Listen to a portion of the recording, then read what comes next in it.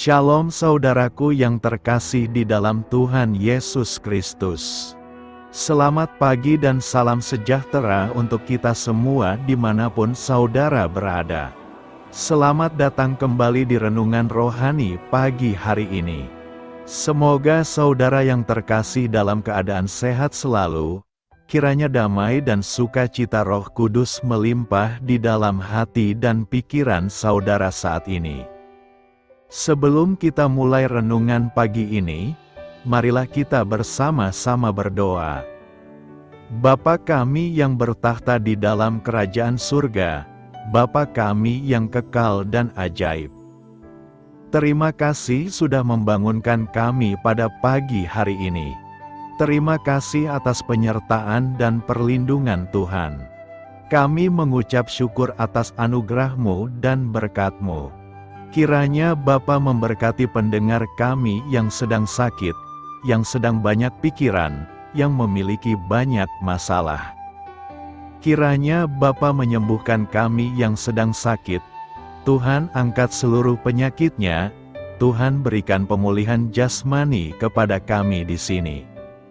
Apapun penyakit kami, kiranya Tuhan sembuhkan dan Tuhan pulihkan. Begitu juga saudara pendengar kami yang memiliki banyak masalah hidup, kiranya Bapa berkenan memberikan kelegaan dan pemulihan. Untuk pendengar kami yang memiliki masalah ekonomi dan berbeban berat, juga Tuhan berikan arah dan jalan hidup baru. Kiranya tangan Tuhan berkenan menjamah dan mengambil beban itu.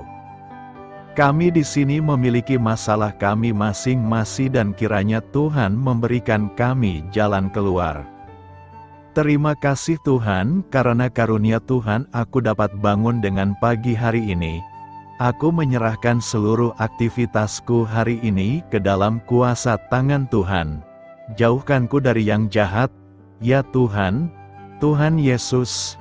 Tolong lindungi dan berkati aktivitasku hari ini.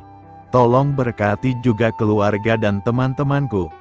Bapa Surgawi, oleh karya Roh Kudus, tolonglah aku untuk menjauhi segala sesuatu yang melukai hati-Mu. Ampunilah segala dosa kami, ya Tuhan. Dalam nama Tuhan Yesus, aku sudah berdoa. Amin. Sahabat pendengar saudara rohani, bacaan renungan dan ayat temas Alkitab kita pada pagi hari ini dimulai. Nats bacaan kita pagi hari ini adalah, "Tetapi hendaklah kamu menjadi kudus di dalam seluruh hidupmu sama seperti Dia yang kudus, yang telah memanggil kamu."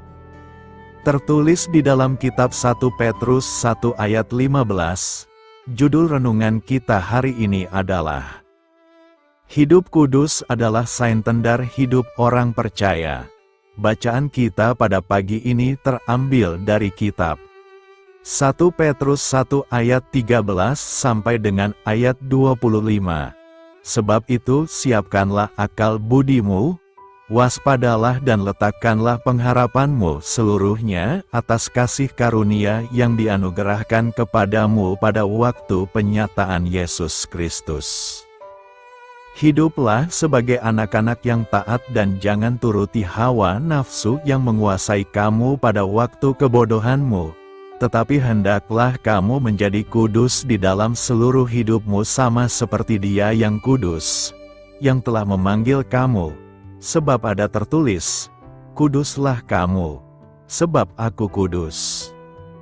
Dan jika kamu menyebutnya Bapa, yaitu Dia yang tanpa memandang muka menghakimi semua orang menurut perbuatannya, maka hendaklah kamu hidup dalam ketakutan selama kamu menumpang di dunia ini.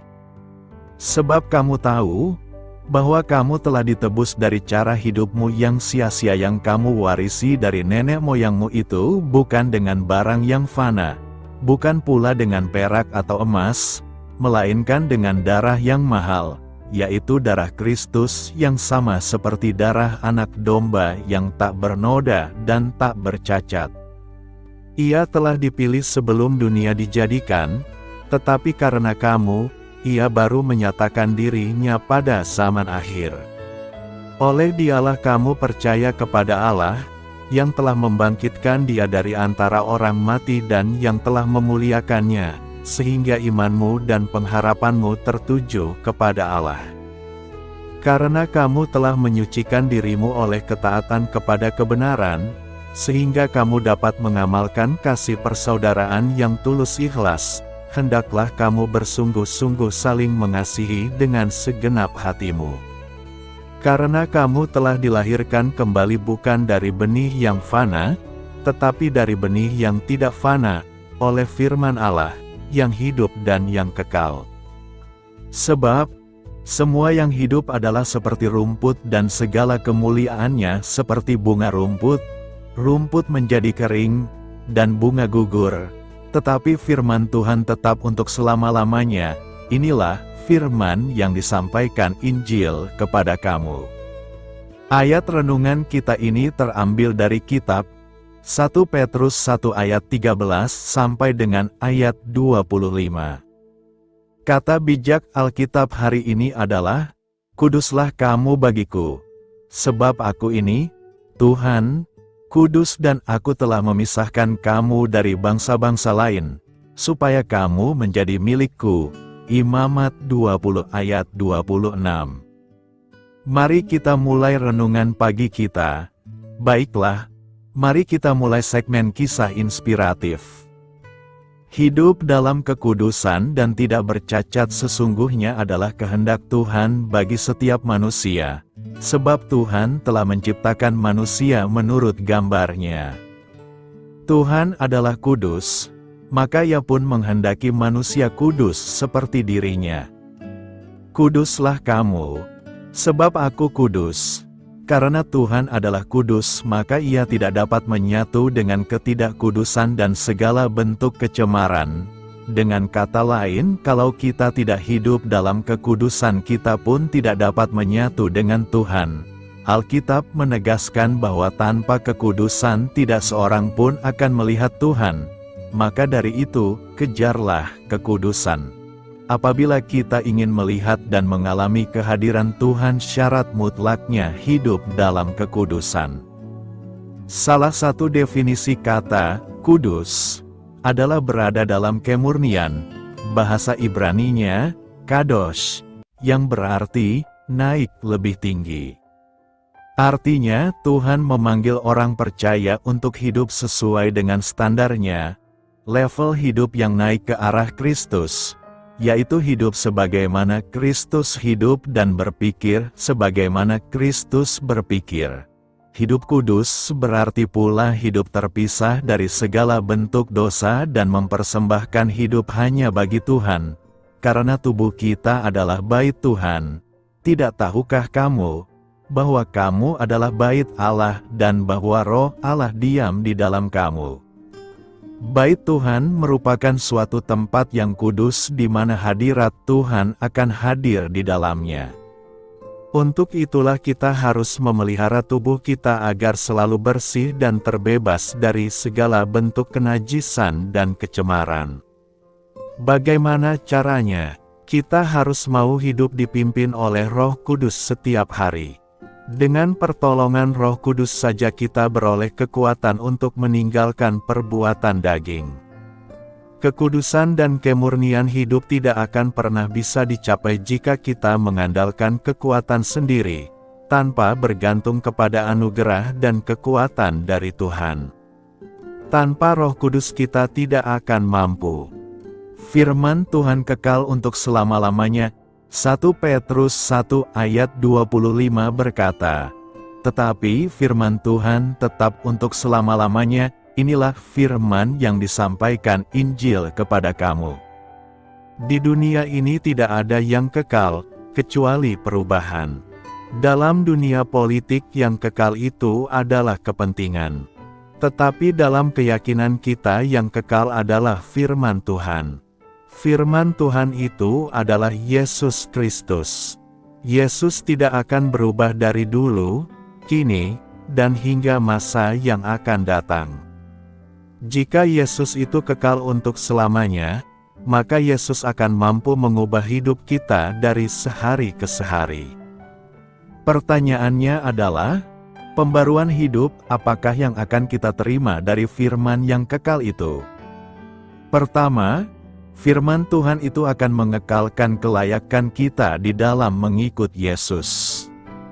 Kelayakan kita di hadapan Tuhan dapat dikekalkan dengan mengandalkan kehidupan kita setiap hari berdasarkan dengan kebenaran firman Tuhan, di mana firman Tuhan itu akan terus 1. Mengajar kita apa yang benar. 2. Menegur kita atas kesalahan yang kita telah lakukan. 3. Membetulkan kita tentang apa yang salah. 4. Mengajar kita supaya hidup menurut kehendak Tuhan. 5. Melengkapi kita dengan sempurna untuk melakukan segala pekerjaan yang baik.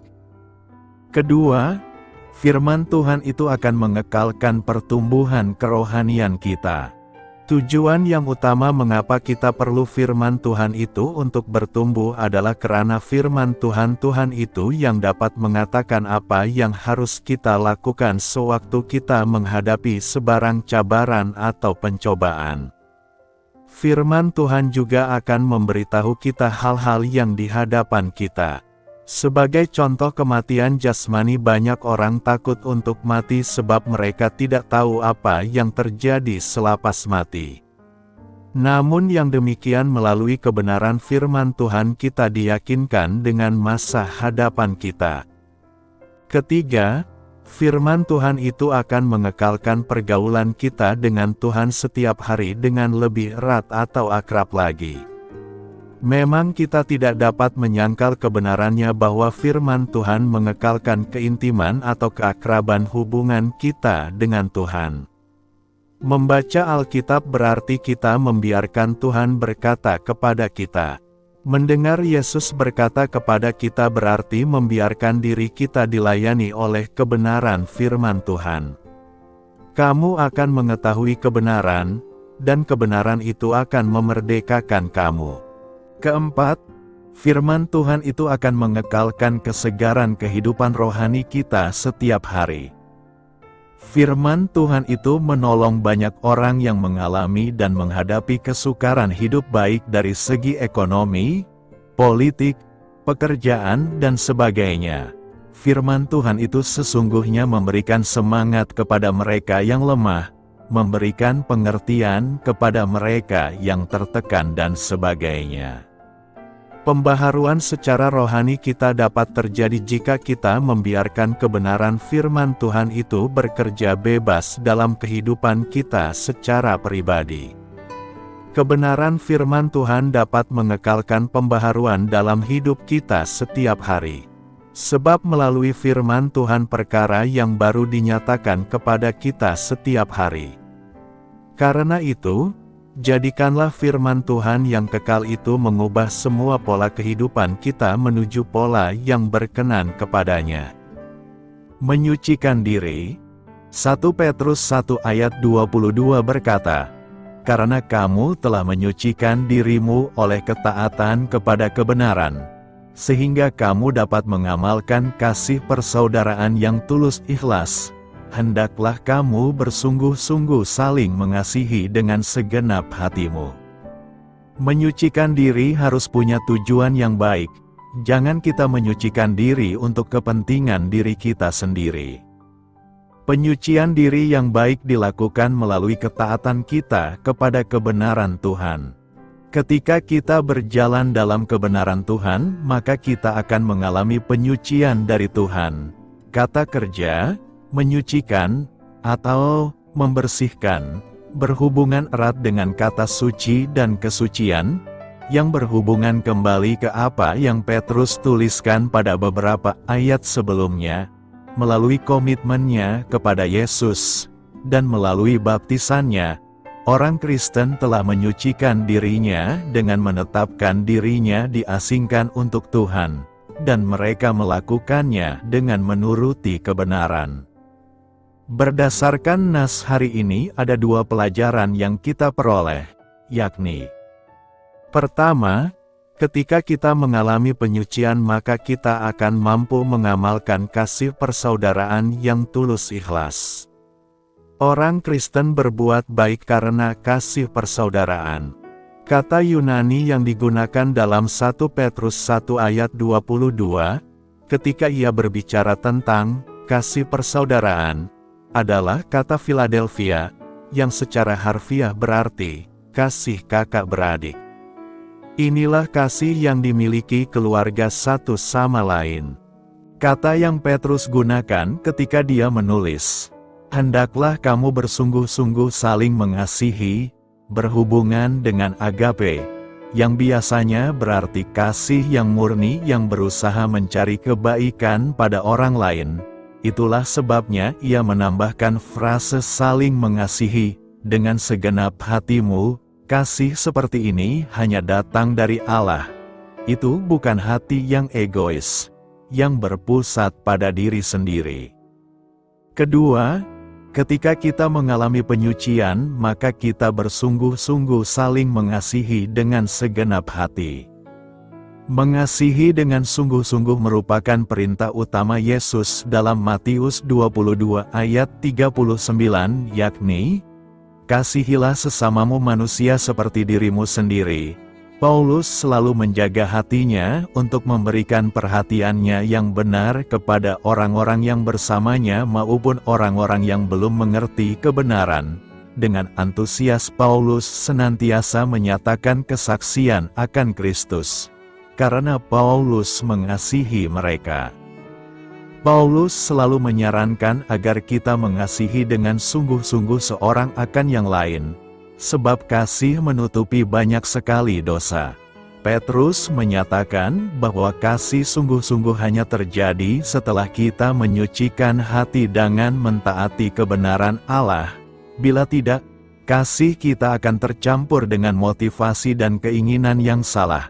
Karena itu, mari sucikan diri kita melalui ketaatan kita kepada kebenaran Tuhan.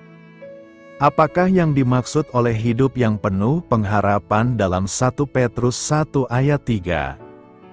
Di dalam 1 Petrus 1 ayat 3 tertulis, "Terpujilah Allah dan Bapa Tuhan kita Yesus Kristus, yang karena rahmat-Nya yang besar telah melahirkan kita kembali oleh kebangkitan Yesus Kristus dari antara orang mati, kepada suatu hidup yang penuh pengharapan." Rasul Petrus mengawali suratnya dengan kata-kata pujian bagi Allah Bapa dan Putranya, Yesus Kristus, sebagai peringatan bagi para pembacanya bahwa keselamatan adalah anugerah belas kasihan Allah. Kemudian Petrus berkata bahwa oleh kebangkitan Yesus Kristus, orang percaya telah diberi hidup yang penuh pengharapan. Apa yang dimaksud oleh Petrus dalam frasanya, hidup yang penuh pengharapan? Petrus menyatakan bahwa hidup yang penuh pengharapan ini berasal dari kelahiran kembali kita, penegasan bahwa keselamatan ialah anugerah dari Allah. Seperti halnya seorang bayi tidak melakukan apapun guna dilahirkan, kita mengalami kelahiran kembali bukan karena perbuatan kita. Kita telah diperanakan oleh Allah melalui kebangkitan Yesus dari kematian. Keselamatan mengubah diri kita, sehingga kita mati terhadap dosa dan hidup bagi kebenaran di dalam Yesus Kristus. Kelahiran baru ini menjadi alasan kita berharap demikian kepastian keselamatan kita. Para penafsir Alkitab sering menjuluki Petrus sebagai Rasul Pengharapan. Dalam ayat ini, Petrus mengaitkan kelahiran baru kita, keselamatan kita, pada ide hidup yang penuh pengharapan. Istilah Yunani yang diterjemahkan sebagai pengharapan berarti harapan yang pasti dan bersemangat. Harapan orang percaya tidak hanya hidup, melainkan bergairah. Lain dengan harapan duniawi yang semu dan buntu, hidup yang penuh pengharapan ini bergairah dan aktif dalam jiwa orang percaya. Ia berharap dan berkelanjutan. Hidup yang penuh pengharapan kita berasal dari Juru Selamat yang bangkit dan hidup. Hidup yang penuh pengharapan Petrus adalah Yesus Kristus. Rasul ini sedang berbicara kepada umat Kristen yang tengah dianiaya di Asia Minor. Kata-katanya dimaksud menyemangati mereka di tengah kesukaran yang dialami. Masa depan mereka terjamin akibat kebangkitan Yesus Kristus. Harapan mereka ada pada kemenangannya atas kematian dan kebangkitannya. Apapun persekusi yang dihadapi orang percaya tidak sebanding dengan berkat yang diperoleh ketika mereka dibangkitkan dan hidup abadi yang akan datang. Hidup yang penuh pengharapan berakar di masa lalu, Yesus bangkit dari kematian. Dan berlanjut pada saat ini Yesus itu hidup, dan bertahan selamanya. Yesus menjanjikan hidup kekal pasca kebangkitan. Hidup yang penuh pengharapan ini juga memampukan kami hidup tanpa keputusasaan meskipun kita mengalami penderitaan dan percobaan dalam hidup ini. Sebab itu kami tidak tawar hati, tetapi meskipun manusia lahiriah kami semakin merosot, namun manusia batiniah kami dibaharui dari sehari ke sehari. Sebab penderitaan ringan yang sekarang ini mengerjakan bagi kami kemuliaan kekal yang melebihi segala-galanya, jauh lebih besar daripada penderitaan kami. Sebab kami tidak memperhatikan yang kelihatan, melainkan yang tak kelihatan. Karena yang kelihatan adalah sementara, sedangkan yang tak kelihatan adalah kekal. Objek harapan kita digambarkan dalam 1 Petrus 1 ayat 4 sebagai suatu bagian yang tidak dapat binasa, yang tidak dapat cemar dan yang tidak dapat layu, yang tersimpan di sorga bagi kamu. Kita memiliki warisan yang tidak dapat digapai oleh kematian, dinodai oleh kejahatan, atau usang termakan waktu. Warisan ini juga pasti karena Allah menjaga dan melindunginya di surga bagi kita. Warisan kita aman sepenuhnya. Tidak ada apapun yang dapat menggagalkan warisan abadi kita. Manusia tidak dapat bertahan tanpa harapan. Harapan memampukan kita melewati pengalaman yang menyakitkan dan ketidaktentuan masa depan. Di dunia menyimpang ini, ketika manusia harus menghadapi kemiskinan, sakit penyakit, kelaparan, ketidakadilan, bencana, peperangan, dan serangan teror, kita membutuhkan hidup yang penuh pengharapan. Alkitab mengajar di dalam Efesus 2 ayat 12 bahwa mereka yang tidak memiliki Yesus Kristus tidak memiliki harapan. Orang percaya telah diberkati dengan harapan melalui kebangkitan Yesus Kristus. Oleh kuasa firman Allah dan pendiaman Roh Kudus, harapan yang hidup ini mengubah pikiran dan jiwa kita. Pikiran, ucapan, dan tindakan kita diubahkan, meski pada suatu waktu kita berada dalam keadaan mati secara rohani dalam dosa kita. Kita sekarang hidup dengan harapan kebangkitan pribadi kita. Harapan hidup orang percaya itu teguh dan aman. Pengharapan itu adalah sauh yang kuat dan aman bagi jiwa kita, yang telah dilabuhkan sampai ke belakang tabir, di mana Yesus telah masuk sebagai perintis bagi kita, ketika Ia, menurut peraturan Melkisedek, menjadi imam besar sampai selama-lamanya. Yesus Kristus adalah juru selamat kita, keselamatan kita, dan harapan hidup kita. Firman Tuhan tetap untuk selama-lamanya. 1 Petrus 1 ayat 25 berkata, "Tetapi firman Tuhan tetap untuk selama-lamanya, inilah firman yang disampaikan Injil kepada kamu." Dunia bisa saja mengalami perubahan, ekonomi pun mengalami perubahan. Bahkan perubahan itulah yang kekal. Artinya, setiap hari dunia dan segala isinya mengalami perubahan. Hanya firman Tuhan yang tetap untuk selama-lamanya. Apa maksudnya ini? Maksudnya adalah standar moral dan tuntutan terhadap manusia sebagaimana dikehendaki Allah tidak berubah. Jalan keselamatan maupun jalan untuk menyenangkan Allah tidak berubah. Inilah yang menjadi landasan kokoh ketika kita diperhadapkan kepada berbagai perubahan eksternal maupun internal. Karena firman Tuhan tetap untuk selama-lamanya, maka firman Allah menjadi pedoman bagi hidup kita. Kita tidak bisa mengambil alih begitu saja apa yang baru hanya karena alasan supaya bisa masuk ke dalam dunia dan memberitakan penginjilan. Setiap perubahan yang ada perlu dicermati dengan baik dan dinilai menurut kerangka nilai firman Tuhan dan pengajaran gereja yang telah berlangsung berabad-abad. Misalnya, merebaknya ketegangan antar etnis dan antar agama membawa sebagian orang mengembangkan pola pikir bahwa semua agama sama atau ada jalan lain kepada keselamatan selain Kristus atau tidak perlu membicarakan agama dalam ranah publik. Hal-hal seperti ini sebetulnya tidak sesuai dengan pandangan Alkitab yang menyatakan jalan keselamatan hanya melalui Kristus dan kita harus bersaksi kepada dunia tentang pengharapan yang ada pada kita. Di sisi lain, ada pandangan ekstrim yang mengajak orang Kristen untuk menghindar dari dunia di sekelilingnya karena menganggap dunia ini kotor dan tercemar oleh dosa. Atas alasan itu, orang Kristen didorong untuk berhubungan dengan sesama Kristen saja, membentuk masyarakat Kristen yang cukup pada dirinya sendiri dan tidak mengikuti perkembangan yang ada, bahkan kalau perlu kembali kepada gaya hidup seperti di zaman Perjanjian Lama atau Perjanjian Baru. Hal ini sepertinya baik karena orang percaya dicegah untuk tercemar oleh dunia. Namun hal ini hampir tidak mungkin dan tidak praktis.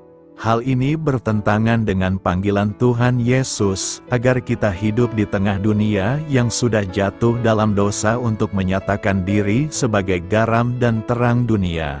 Di dalam doanya, Tuhan Yesus tidak meminta kita agar ditarik dari dunia ini, tetapi dilindungi oleh Bapa sementara kita diutus ke tengah dunia. Sebagian orang Kristen lain berusaha untuk melawan perubahan dan menganggap semua perubahan hanya membawa orang menjauhi Allah dan mengganggu penghayatan iman Kristen. Mereka melihat dunia di sekeliling mereka, yang memiliki pandangan yang berbeda dengan mereka, sebagai musuh yang harus dikalahkan. Di masa lalu, mereka yang berpandangan seperti ini melarang anak muda untuk menonton film di bioskop atau melarang berselancar di dunia maya. Maksud perlawanan ini tentu baik, tetapi apa yang dilakukan adalah membuang semuanya, bukan membuang hanya yang buruk dari perubahan yang terjadi. Terus-menerus melakukan hal ini hanya akan membuat hidup kita seperti katak dalam tempurung dan selalu penuh kegetiran terhadap kemajuan zaman. Pada akhirnya, pemikiran Kristen hanya akan diolok-olok dunia. Cara yang terbaik adalah setiap orang percaya berinteraksi dengan segala perubahan dengan menjadikan firman Tuhan sebagai pedoman menilai perubahan itu. Kita mengambil manfaat dari perubahan itu dan membuang dampak negatifnya. Dunia memang telah rusak karena dosa, tetapi Allah tetap mengizinkan dunia bergerak maju sesuai rencananya. Pada waktu kita mengarungi perubahan bersama Tuhan, Dia bisa memberikan hikmat agar sisi positif perubahan dapat dimanfaatkan untuk pengembangan misi Tuhan. Misalnya, alih-alih melihat internet sebagai sesuatu yang berbahaya dan dapat mengancam moralitas, kita menggunakannya sebagai sebuah sarana untuk menyampaikan kabar baik, saling berkolaborasi antar lembaga misi, gereja, memperkaya pemahaman akan Alkitab, memberi akses besar kepada jemaat untuk mempelajari teologi, bahkan mendapatkan gelar teologi secara online. Untuk melakukan ini semua, kita dipanggil untuk terus mengupdate diri sejauh mungkin terhadap perubahan yang ada, mempelajari Alkitab dengan serius agar kita dapat memberikan penilaian yang tepat, serta hidup dalam persekutuan intim dengan Tuhan yang akan menjaga kita dari yang jahat. Karena itu, Jadikanlah firman Tuhan sebagai standar moral untuk menyikapi perubahan dunia, bukan merubah firman Tuhan di tengah perubahan dunia yang terjadi. Selamat berkarya untuk Tuhan, selamat memulai karya kehidupan untuk Tuhan. Doa saya menyertai saudara sekalian, saya memberkati Anda, agar sewaktu Anda mencarinya dari Dia, Bapa Surgawi Anda akan memberikan bagi Anda roti harian Anda, dalam nama Yesus Kristus, Tuhan yang berkuasa atas alam semesta dan menuntun kita kepada iman yang menyelamatkan. Tuhan Yesus menyertai senantiasa. Tuhan memberkati. Amin.